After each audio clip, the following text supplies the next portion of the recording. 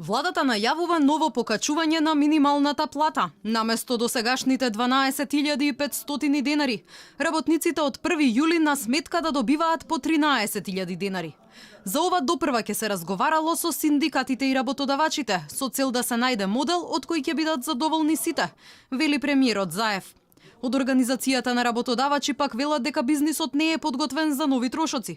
Доколку владата не помогне, ново покачување на платите би предизвикало нови проблеми кај трудоинтензивните дејности. Оттаму алармираат дека се уште има работници кои дел од парите за плата ги добиваат на рака.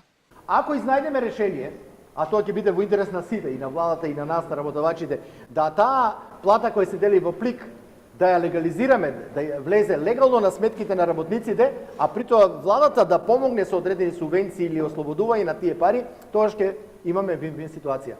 Значи, без поддршка на владата, новото покачување на минималната плата би предизвикало големи проблеми кај овие трудоинтензивни дејности. За најавеното зголемување на минималецот неодамна реагираа и од бизнис заедницата.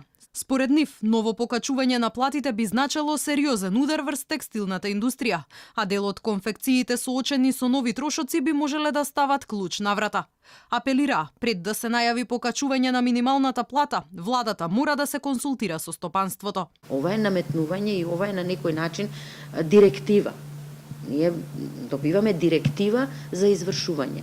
Меѓутоа, тоа ќе резултира со уште еден чекор до поголема урамноловка. Ние пазарите ги губиме. Ние сме прескапи, немаме доволна развиена, доволна продуктивност. Идејата на владата од канцеларија административно да предложува покачување на минималната плата е малце несериозно.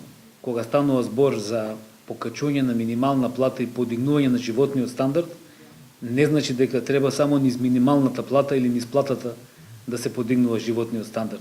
Предходно и од Светска банка предупредија дека евентуално покачување на минималецот ќе ја продлабочи сивата економија и ќе ја зголеми стапката на невработеност.